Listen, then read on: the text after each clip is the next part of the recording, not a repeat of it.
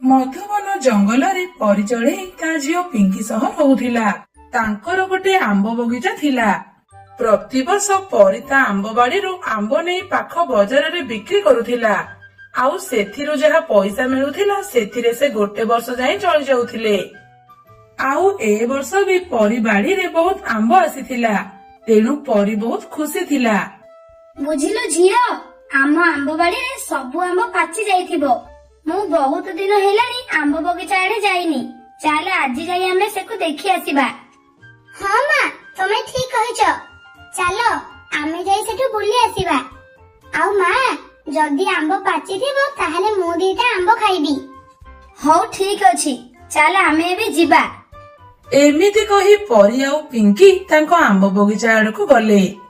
ସେଠି ଯାଇ ଦେଖିଲେ ଯେ ତାଙ୍କ ବଗିଚାରେ ବହୁତ ସାରା ଆମ୍ବ ହେଇଛି। ଆଉ ସେସବୁ ପାଚି ବି ଯାଇଛି। ମା ଦେଖ, ଆମ ଆମ୍ବ କେତେ ସୁନ୍ଦର ଦେଖାଯାଉଛି। ଆଉ ସବୁ ପାଚି ବି ଯାଇଛି। ହଁ ଝିଅ, ଆମ ଆମ୍ବ ତ ସବୁ ପାଚି ଯାଇଛି। ଆମେ ଗୋଟେ କାମ କରିବା, ଆମେ କାଲି ଆସି ସବୁ ଆମ୍ବ ତୋଳିକି ନେଇଯିବା। ଆଉ ବଜାରରେ ନେଇ ବିକ୍ରି କରିବା। ହଁ ମା, ତମେ ଠିକ କହିଛ। ଚାଲ ଆମେ ଏବେ ଦିଟା ଆମ୍ବ ନେଇ ଘରକୁ ଯିବା। ତୁ ପରା ଆମ୍ବ ଖାଇବୁ ବୋଲି କହୁଥିଲୁ। ରହ, ମୁଁ ଏବେ 2ଟା ଆମ୍ବ ପାରି ଦଉଛି, ତୁ ତାକୁ ଖା। ଠିକ ଅଛି ମା, ତୁମେ ଆମ୍ବ ତୋଳ, ମୁଁ ପାଖ ଗଛ ଆଡୁ ଆସୁଛି। ଠିକ ଅଛି। ତାପରେ ପରି ଆମ୍ବ ଗଛ ଉପରକୁ ଗଲା। ଆଉ ପିଙ୍କି ପାଖ ଗଛ ଆଡକୁ ଗଲା। ଆଲୋ ମାଲୋ, ଏଠି ତ ଗୋଟେ ସାପ। ମୁଁ ଏଠୁ ପଳାଏ। ତାପରେ ସେ ମା ଝିଅ ଗଛରୁ କିଛି ଆମ୍ବ ନେଇ ଘରକୁ ଚାଲିଗଲେ। ସେଇ ଜଙ୍ଗଲରେ ରହୁଥିଲା ଗୋଟେ ଦୁଷ୍ଟ ଶିଆଳ। ସେ ସମସ୍ତଙ୍କୁ ହଇରାଣ କରିବାକୁ ବହୁତ ଭଲ ପାଉଥିଲା। ଆଉ ପାଖ ଗାଁକୁ ଯାଇ କାହା ବାଡିରୁ ବାଇଗଣ ତ କାହା ବାଡିରୁ କୋବି ଚୋରି କରୁଥିଲା। ଓହୋ, ଦିନ ଯାକ ଜଙ୍ଗଲରେ ବୁଲି ବୁଲି ଆସିଲିଣି, ହେଲେ କୋଉଠି କିଛି ଖାଇବାକୁ ମିଳୁନି। ଲାଗୁଛି ଆଜି ବୋଧେ ଉପାସ ରହିବାକୁ ପଡିବ। ଆଉ ଯାଉଛି ନଦୀରୁ ଟିକେ ପାଣି ପିଇ ଦେଇ ଆସିବି। ଆଉ ମୋ ଗୁମ୍ଫାକୁ ଯାଇ ଶୋଇ ପଡିବି। ଏମିତି କହି ଶିଆଳ ଜଙ୍ଗଲର ନଦୀ ଆଡକୁ ଯିବାକୁ ଲାଗିଲା। ବାଟରେ ଗଲା ବେଳେ ତାର ନଜର ପରିଚଢେଇର ଆମ୍ବ ବଗିଚା ଉପରେ ପଡିଲା। ଆରେ ଆରେ ଆରେ ଆରେ, ଇଏ କଣ ବା, ଏତେ ସାରା ଆମ୍ବ। ଇରେ ହେ, ମୁଁ ତ ୟାକୁ ଆଗରୁ ଦେଖିନଥିଲି। ଭଲ ହେଲା, ଆଉ ଏଠି ତ ବହୁତ ସାରା ଆମ୍ବ ପାଚିଛି। ଲାଗୁଛି ୟାକୁ ଚଢେଇର ବଗିଚା। ଯାଉଛି ଏଠୁ ବହୁତ ସାରା ଆମ୍ବ ଖାଇବି। ଆଉ କିଛି ଆମ୍ବ ମୋ ଘରକୁ ବି ନେଇଯିବି। ଏମିତି କହି ଶିଆଳ ସେଠାକୁ ଗଲା। ଆଉ ଆମ୍ବ ଗଛରୁ ବହୁତ ସାରା ଆମ୍ବ ତୋଳିଲା। ଆଉ ସେଠି ବସି ଖାଇଲା। ଓହୋ, କି ଶାନ୍ତି। ଏ ଆମ୍ବ ଖାଇ ମୋ ପେଟ ପୁରିଗଲା। କି ସ୍ୱାଦିଷ୍ଟ ଆମ୍ବ ହେଇଛି। ଯାଉଛି ଏବେ ଏଠୁ ପଳେଇବି, ନହେଲେ କିଏ ଯଦି ଦେଖିଦବ ତାହେଲେ ବଡ ଅସୁବିଧା ହେଇଯିବ। କାଲି ପୁଣି ଆସି ଆମ୍ବ ଖାଇକି ଯିବି। ତାପରେ ଶିଆଳ ସେଠୁ ଦୌଡିକି ପଳେଇଲା। ଏମିତି ଭାବରେ ସେଦିନ ରାତି ପାହି ତା ପରଦିନ ସକାଳ ହେଲା। ପିଙ୍କି, ପିଙ୍କି, ଆରେ ଉଠୁ, ଆଜି ପରା ଆମେ ଆମ୍ବ ତୋଳିବାକୁ ଯିବା। ହଁ ମା, ଚାଲ, ମୁଁ ଏବେ ଆସୁଛି। ଏମିତି ଭାବରେ ପରି ଆଉ ପିଙ୍କି ତାଙ୍କ ଆମ୍ବ ବଗିଚାକୁ ଆମ୍ବ ତୋଳିବାକୁ ଯିବା ପାଇଁ ବାହାରିଲେ। ଯେମିତି ସେମାନେ ତାଙ୍କ ଆମ୍ବ ବଗିଚାରେ ପହଞ୍ଚିଲେ, ସେଠି ଦେଖିଲେ ଯେ ତାଙ୍କ ଆମ୍ବ କିଏ ତୋଳିକି ଖାଇଛି। ଆଉ ଖଣ୍ଡିଆ କରି ତଳେ ବି ପକେଇଛି। ଆରେ ଝିଅ, ଏ କଣ, ଆମ ଆମ୍ବ ସବୁ କିଏ ଖାଇଛି? ଆଉ ଏଠି ଏମିତି ଅଧା ଖଣ୍ଡିଆ କରି କିଏ ପକେଇଛି? କେଜାଣି ମା, ମୁଁ ତ କିଛି ବୁଝିପାରୁନି। ଏଠି ଏମିତି ସବୁ କିଏ କରିଛି? ଲାଗୁଛି ଇଏ କୋଉ ଦୁଷ୍ଟ ପଶୁର କାମ। ସିଏ ଆମ୍ବ ଖାଇଲା ତ ଖାଇଲା, ଆଉ ଏଠି ଏମିତି ସବୁ ନଷ୍ଟ କରିକି ବି ଯାଇଛି। ଆମକୁ ଏଥର ଧ୍ୟାନ ରଖିବାକୁ ପଡିବ। ତାପରେ ପରି ଆଉ ପିଙ୍କି ସେଠାରୁ ଚାଲିଗଲେ। କିଛି ସମୟ ପରେ ସେ ଦୁଷ୍ଟ ଶିଆଳ ପୁଣି ସେଠାକୁ ଆସିଲା। ଓ ଆଚ୍ଛା, ଏ ଆମ୍ବ ବଗିଚା ତାହେଲେ ଏଇ ଚଢେଇର। ହଁ, ମୋର କଣ ଅଛି, ମୁଁ ବାସ୍ ଚୁପଚାପ ଆମ୍ବ ଖାଇକି ଏଠୁ ପଳେଇବି। ତାପରେ ଶିଆଳ ସେଇ ବଗିଚା ଭିତରେ ବସି ଆମ୍ବ ଖାଇଲା। ଆଉ ସେଠାରୁ ଚାଲିଗଲା। ତା ପରଦିନ ସକାଳ ସମୟରେ ପରି ଆଉ ପିଙ୍କି ପୁଣି ତାଙ୍କ ବଗିଚାକୁ ଆସନ୍ତି। ଆଉ ଦେଖନ୍ତି ଯେ ପୁଣି କିଏ ଆମ୍ବ ସବୁ ଖାଇଦେଇଛି। ମା, ଦେଖ, ଆଜି ପୁଣି କିଏ ଆମ୍ବ ଖାଇଛି। ଏମିତି ହେଲେ ତ ଆମେ ଆମ୍ବ କିଛି ନେଇପାରିବାନି। ହଁ ଝିଅ, ତୁ ଠିକ କହୁଛୁ। ଆମକୁ ଆଜି କିଛି ନା କିଛି କରି ଏ ଆମ୍ବ ଚୋରକୁ ଧରିବାକୁ ପଡିବ। ତାପରେ ପରି ଯାଇ ବଣ୍ଟି ମିଠୁ ଆଉ କାଳୁ କାଉକୁ ସବୁ କଥା କହିଲା। ଆଚ୍ଛା ଏମିତି କଥା, ତୋ ବଗିଚାରୁ ସବୁଦିନ କିଏ ଆମ୍ବ ଚୋରି କରୁଛି? ହଉ ପରି, ତୁ ବ୍ୟସ୍ତ ହନି, ଆମେ ଆଜି ଯାଇ ସେ ଚୋରକୁ ଧରିବା। ତାପରେ ସେମାନେ ଏମିତି ଭାବରେ ଯୋଜନା କଲେ। ପରି ଆଉ ମିଠୁ ଲୁଚିକି ତାଙ୍କ ଆମ୍ବ ବଗିଚାରେ ବସିଲେ। କିଛି ସମୟ ପରେ ସେମାନେ ଦେଖିଲେ ଯେ ଗୋଟେ ଶିଆଳ ଆସି ତାଙ୍କ ଆମ୍ବ ଖାଉଛି ଆଉ ସବୁ ଆମ୍ବ ନଷ୍ଟ ବି କରିଦଉଛି। ଆଚ୍ଛା, ଏସବୁ ତାହେଲେ ଏଇ ଶିଆଳର କାମ। ୟାକୁ ପାନେ ଦେବାକୁ ପଡିବ, ନହେଲେ ଇଏ ଆମ୍ବ ତ କିଛି ଆଉ ରଖିବନି। ହେଲେ ଆମେ କଣ କରିପାରିବା ମିଠୁ ଭାଇ? ଚାଲ ଆଜି ଆମେ ଯିବା, କାଲି ଗୋଟେ ଜାଲ ନେଇକି ଆସିବା। ଯେମିତି ସେ ଶିଆଳ ତ ଆମ୍ବ ଗଛ ପାଖକୁ ଆସିବ, ଆମେ ତା ଉପରେ ଜାଲ ପକେଇଦେବା। ଆରେ ବା, ଇଏ ତ ବହୁତ ଭଲ ଉପାୟ। ତାପରେ ସେମାନେ ସେଠୁ ଚାଲିଗଲେ। ତା ପରଦିନ ମିଠୁ, ବଣ୍ଟି, କାଳୁ ଆଉ ପରି ଗୋଟେ ଜାଲ ଆଣି ଆମ୍ବ ଗଛ ଉପରେ ଲୁଚିକି ବସିଲେ। ଆଜି ବି ଏଠି କେହି ନାହାନ୍ତି, ଯାଉଛି ଆମ୍ବ ଦିଟା ଖାଇଦେଇ ପଳେଇବି। ଏମିତି କହି ଶିଆଳ ଯେମିତି ଆମ୍ବ ଗଛ ପାଖକୁ ଗଲା, ସମସ୍ତେ ତା ଉପରେ ଜାଲ ପକେଇଦେଲେ। ଆରେ ଆରେ ଇଏ କଣ ହେଲା? ମୋ ଉପରେ କିଏ ଜାଲ ପକେଇଦେଲା? ମତେ ଛାଡି ଦିଅ, କିଏ ଅଛ? ଆରେ ଦୁଷ୍ଟ ଶିଆଳ, ତତେ ଆମେ ଛାଡିଦବୁ? ତୁ ସବୁଦିନ ଆସି ମୋ ବଗିଚାରୁ ଆମ୍ବ ଚୋରି କରି ଖାଉଛୁ, ଆଉ ସବୁ ଆମ୍ବ ନଷ୍ଟ ବି କରୁଛୁ। ତତେ ଆଜି ଆମେ ଛାଡିବୁନି, ମାର ୟାକୁ ସମସ୍ତେ। ତାପରେ ସବୁ ଚଢେଇ ମାନେ ମିଶି ଦୁଷ୍ଟ ଶିଆଳକୁ ବହୁତ ମାଡ଼ ମାରିଲେ। ମୋର ଭୁଲ ହେଇଯାଇଛି, ମତେ ଛାଡି ଦିଅ, ମୁଁ ଆଉ କେବେ ଏମିତି କାମ କରିବିନି। ତାପରେ ଶିଆଳ ସମସ୍ତଙ୍କୁ ଭୁଲ ମାଗି ସେଠାରୁ ଚାଲିଗଲା। ଦୁଷ୍ଟ ଶିଆଳ ପାନେ ପାଇଲା। ହା ହା ହା ହା ହା। ବାପରେ, ଏ ଚଢେଇ ମାନେ ମୋ ଆମ୍ବ ଖିଆ ଛଡେଇ ଦେଲେ। ଆ କି ମାଡ! ସବୁଦିନ ଏ ରାସ୍ତାରେ ଗୋଟେ ସ୍ତ୍ରୀ ଲୋକ ସୁଗନ୍ଧ ଖାଦ୍ୟ ପଦାର୍ଥ ନେଇକି ଯାଉଛି। ସେ ଖାଦ୍ୟର ବାସ୍ନା ଏତେ ଅଧିକ ଯେ ସେ ବାସ୍ନା ମୋ ନାକରେ ବାଜିଲେ ମୋ ଭୋକ ବଢି ଯାଉଛି। ଆଜି ଆସୁ ସିଏ, ଆଜି ମୁଁ ତାର ସେ ଖାଦ୍ୟ ହାଣ୍ଡିକୁ ଟେକିକି ନେଇ ଆସିବି ଆଉ ମନ ଭରି ସେ ଖାଦ୍ୟକୁ ଖାଇବି। ଏମିତି କହି ଚିଲ ସେଇଠି ରହି ସେ ସ୍ତ୍ରୀ ଲୋକକୁ ଅପେକ୍ଷା କଲା। ଆରେ ଆରେ, ଆଜି ତ ପୁରା ଡେରି ହେଇଗଲାଣି। ମୁଁ ଯଦି ଠିକ ସମୟରେ ବଜାରରେ ନ ପହଞ୍ଚିଲି, ମୋ ବିରିୟାନୀ ସବୁ ନଷ୍ଟ ହେଇଯିବ। ଯାଉଛି, ଆଉ ଟିକେ ଜୋରରେ ଉଡିକି ଯିବି। ଆସିଗଲା ଆସିଗଲା ସେ ସ୍ତ୍ରୀ ଲୋକ। ଆଜି ମୁଁ ତା ଖାଦ୍ୟ ହାଣ୍ଡି ନିଶ୍ଚୟ ଛଡେଇ ନେଇଯିବି। ହି ହି ହି ହି ହି। ମଧୁ ଯେମିତି ଚିଲର ପାଖାପାଖି ହେଲା, ଚିଲ ସଙ୍ଗେ ସଙ୍ଗେ ତା ବିରିୟାନୀ ହାଣ୍ଡିକୁ ଝାମ୍ପି ନେଇଗଲା। ଆରେ ଆରେ, ଇଏ କଣ? ସେ ଦୁଷ୍ଟ ଚଢେଇ ମୋ ବିରିୟାନୀ ହାଣ୍ଡି ଝାମ୍ପି ନେଇଗଲା। ଏ ଚଢେଇ, ଦେ ଦେ କହୁଛି ମୋ ବିରିୟାନୀ ହାଣ୍ଡି, ଭଲରେ କହୁଛି ଦେଇ ଦେ। ଯାହା ହେଉ, ଆଜି ଏକୁ ମୁଁ ମନ ଭରି ଖାଇବି। ହେ ଭଗବାନ, ଏ କେମିତିକା ଦୁଷ୍ଟ ଚଢେଇ ମ? ଏକାଥରକେ ମୋ ହାଣ୍ଡି ଟେକି ନେଇଗଲା। ବାପରେ। ହଉ, ଯାହା ତ ହବାର ଥିଲା ହେଲା, ଯାଉଛି ଘରକୁ ଫେରିଯିବି। ଆଜି ମୋର ସବୁ ଲସ୍। ବା ବା, କି ସ୍ୱାଦିଷ୍ଟ ହେଇଛି ଏ ଖାଦ୍ୟ। ଆଜି ତ ମଜା ଆସିଗଲା। ଏବେ ମୁଁ ପ୍ରତିଦିନ ସେ ସ୍ତ୍ରୀ ଲୋକର ଖାଦ୍ୟ ଛଡେଇ ଆଣିବି ଆଉ ମନ ଭରି ଖାଇବି। ହଉ, ଏକୁ ଖାଇ ଖାଇ ମୋ ପେଟ ପୁରା ଲୋଡ, ମୁଁ ଆଉ ହଲି ପାରୁନି। ଯାଉଛି, ଏଇଠି ଟିକେ ଶୋଇ ପଡିବି। ଏମିତି କହି ଚିଲ ସେଇଠି ଶୋଇ ପଡିଲା। ଏମିତି ପରଦିନ ସକାଳ ହେଲା। ବହୁତ କଷ୍ଟରେ ଆଜି ମୁଁ ଏ ବିରିୟାନୀ ତିଆରି କରିଛି। କାଲି ସେ ଦୁଷ୍ଟ ଚଢେଇ ମୋ ବିରିୟାନୀ ନେଇଗଲା, ଆଉ ଆଜି ବି ଯଦି ସେ ମୋ ବିରିୟାନୀ ନେଇଯାଏ ନା, ମୁଁ ତ ପୁରା କାଙ୍ଗାଳ ହେଇଯିବି। ସମୟ ହେଇଗଲାଣି, ସେ ସ୍ତ୍ରୀ ଲୋକ ଏବେ ଆସୁଥିବ। ମୁଁ ଯାଉଛି ଯିବି, ଆଉ ଆଜି ମୁଁ ପୁଣି ଥରେ ତା ହାଣ୍ଡିକୁ ଛଡେଇ ଆଣିବି। ଏମିତି କହି ଚିଲ ପୁଣି ଥରେ ସେ ଗଛ ପାଖକୁ ଚାଲିଲା। ଟିକେ ସମୟ ପରେ ମଧୁ ବିରିୟାନୀ ଧରି ସେହି ରାସ୍ତାରେ ଆସିଲା। ପୂର୍ବ ପରି ଚିଲ ମଧୁର ବିରିୟାନୀ ହାଣ୍ଡିକୁ ଟେକି ନେଇ ଚାଲିଗଲା। ହେ ଭଗବାନ, ଏ ଚଢେଇଟା କେତେ ଦୁଷ୍ଟ! ଆଜି ବି ଏ ମୋ ବିରିୟାନୀ ନେଇଗଲା। ଆଜି ମୁଁ ପୁଣି ଥରେ ତା ଖାଦ୍ୟ ହାଣ୍ଡି ଝାମ୍ପି ଆଣିଲି। ବା ବା, ଆଜି ତ ବଢିଆ ମଜା ହବ। ଏକୁ ମୁଁ ମନ ଭରି ଖାଇବି। ହା ହା ହା ହା ହା ହା। ସେ ଦୁଷ୍ଟ ଚଢେଇ ମୋର ବହୁତ ଲସ୍ କଲାଣି। କାଲିକି ଏକୁ ମୁଁ ଉଚିତ ଶିକ୍ଷା ଦେବି। ଏମିତି ସେଦିନ ବିତିଗଲା ଏବଂ ପରଦିନ ସକାଳ ହେଲା।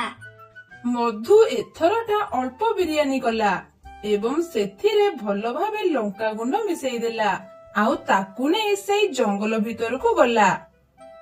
ଆସେ ଆସେ ଆଜି ମୁଁ ପୁଣି ଥରେ ତ ଖାଦ୍ୟ ହାଣ୍ଡି ଛଡେଇ ନେଇଯିବି। ଏମିତି କହି ଚିଲ ସେଇଠି ମଧୁକୁ ଅପେକ୍ଷା କଲା। ଟିକେ ପରେ ମଧୁ ଆସିଲା।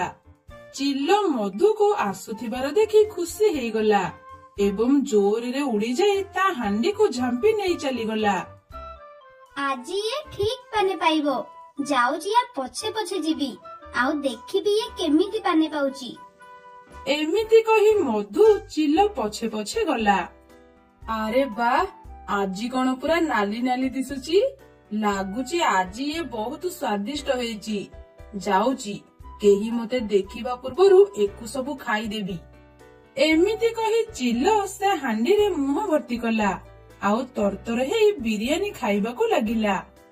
ଚିଲ ଯେମିତି ସେ ରାଗ ବିରିୟାନୀ ଖାଇଛି ସେମିତି ତା ତଣ୍ଟି, ପାଟି, ପେଟ ସବୁ ଜଳାପୋଡା ହେବାକୁ ଲାଗିଲା। ଆଉ ଚିଲ ସେଇଠି ଛଟପଟ ହେଲା। ଇଲୋ ମାଲୋ, ମରିଗଲି। ହେ ପ୍ରଭୁ ମତେ ରକ୍ଷା କର। ଆଲୋ ମାଲୋ, ମୋ ପେଟ, ମୋ ପେଟ। ବଢିଆ ହେଇଛି ଦୁଷ୍ଟ ଚିଲ। ଏବେ ଖାଉଥା ବିରିୟାନୀ। ହଉ, ଯାଉଛି ଘରକୁ ଚାଲିଯିବି। ଦୁଷ୍ଟ ସ୍ତ୍ରୀ ଲୋକ, ତୁ ମୋ ସହ କିଛି ଠିକ କଲୁନି। ରହ, ତତେ ଏବେ ପାନେ ଦଉଛି। ଏମିତି କହି ଚିଲ ସେ ସ୍ତ୍ରୀ ଲୋକର ପଛେ ପଛେ ଗଲା ଏବଂ ଟିକେ ପରେ ସେ ତା ପାଖରେ ପହଞ୍ଚିଲା। ଆଉ ସେଇ ପାଖରେ ଥିବା ଗୋଟିଏ ପଥର ଉଠେଇ ତା ମୁଣ୍ଡରେ ସେ ଛେଚି ଦେଲା। ପଥର ଛେଚି ଦେବାରୁ ତା ମୁଣ୍ଡ ଫାଟିଗଲା ଓ ସେ ସେଇଠି ମରିଗଲା। ଏବେ ଇଏ ମଲା, ଭଲ ହେଲା। ଦେଖୁନ, ମତେ ରାଗ ମସଲା ପକେଇ ଖାଦ୍ୟ ଦେଇ ଦେଇଛି। ଆରେ ହଉ, ଯାଉଛି ଏଠୁ ଚାଲିଯିବି। ଏମିତି କହି ଚିଲ ସେଠୁ ଚାଲିଗଲା ଏବଂ ଏମିତି ସେଦିନ ରାତି ହେଲା। ରାତି ହେଲାରୁ ମଧୁ ଗୋଟିଏ ଭୂତରେ ପରିଣତ ହେଲା।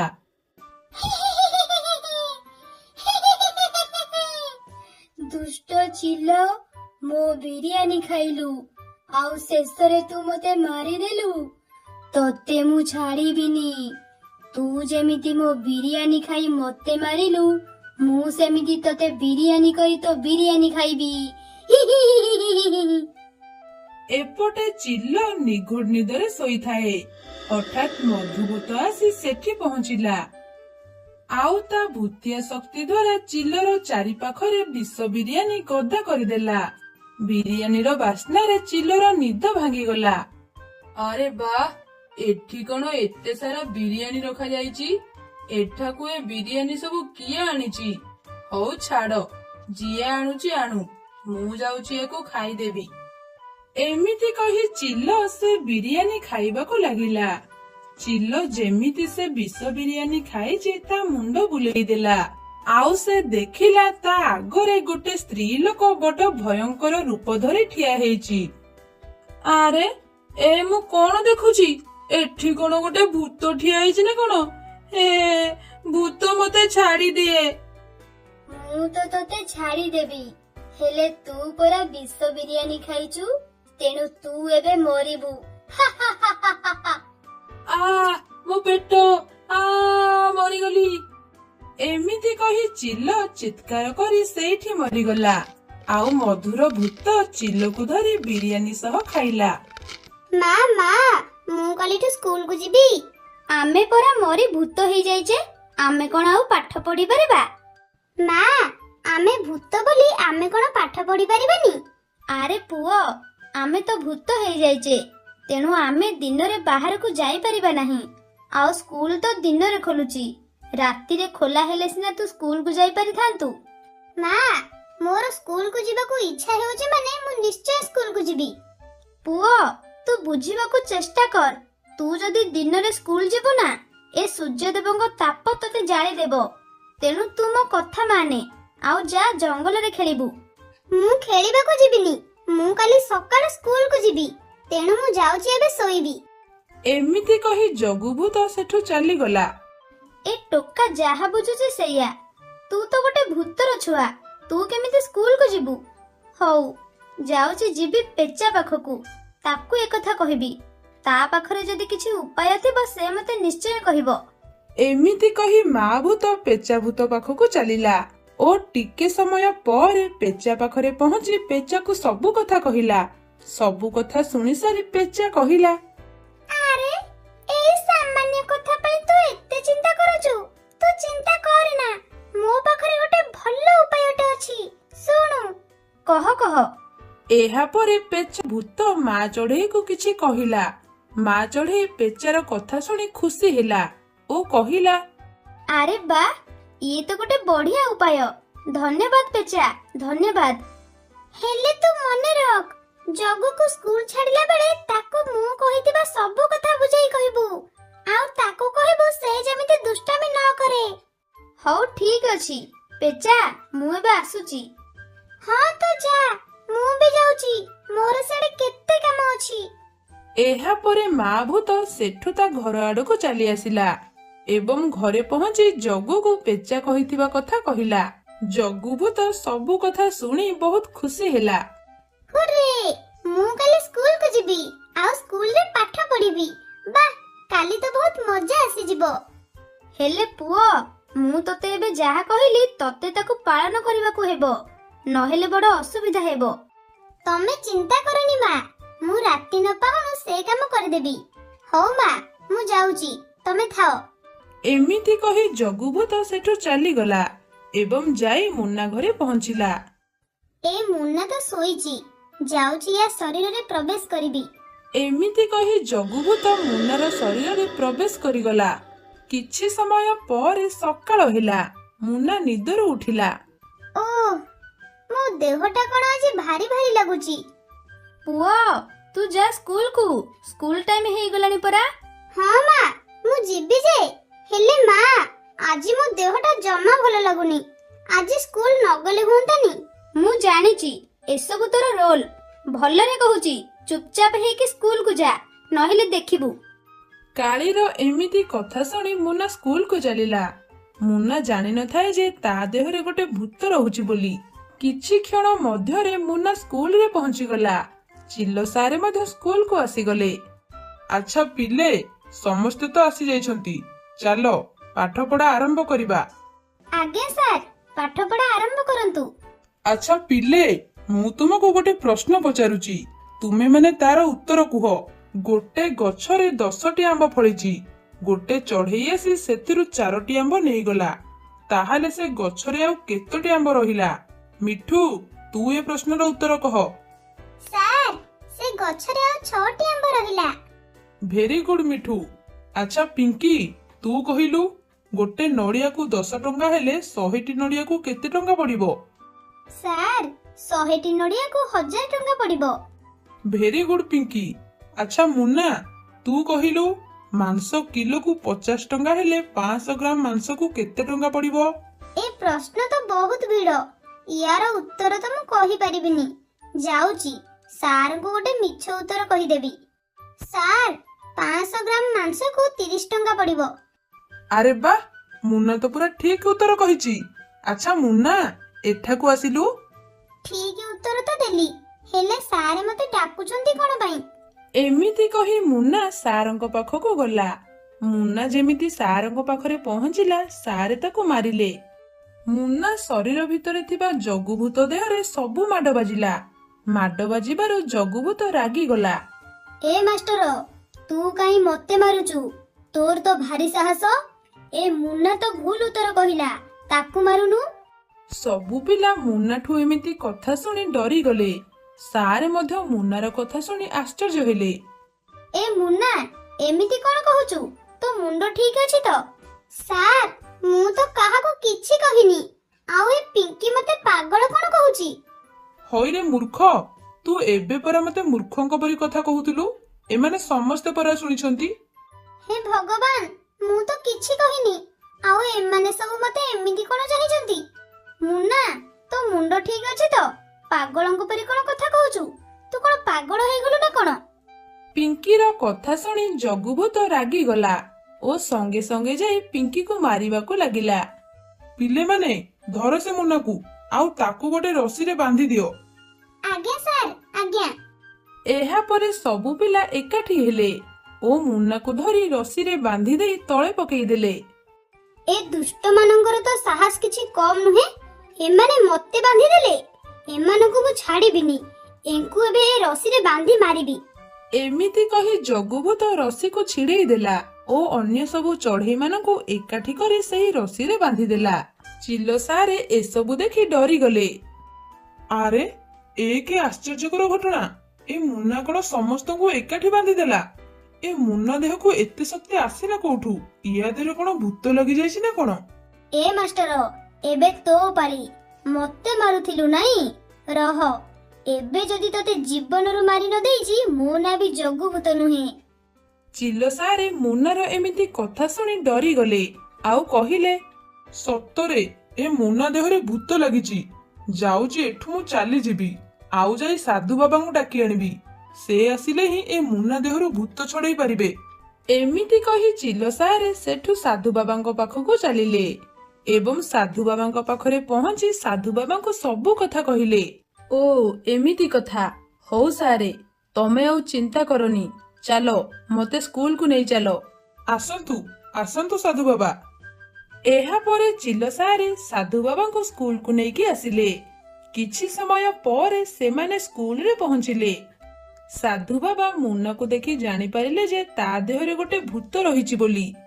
ଓ ତୁ ସେ ମା ଭୂତ ଚଢେଇର ପୁଅ ଜଗୁଭୂତ ନା? ଏଠାକୁ ତୁ କାହିଁକି ଆସିଛୁ? ହଁ, ମୁଁ ସେ ମା ଚଢେଇର ଛୁଆ। କଣ କରିବୁ ତୁ ମୋର?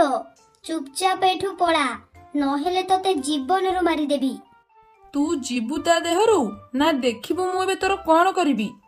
କଣ କରିବୁ ତୁ ମୋର? ମିଛୁଆ ଭୁଣ୍ଡ ସାଧୁ, ରହ ତତେ ଦଉଛି। ଏମିତି କହି ଜଗୁଭୂତ ସାଧୁ ବାବାଙ୍କ ପାଖକୁ ଚାଲିଲା।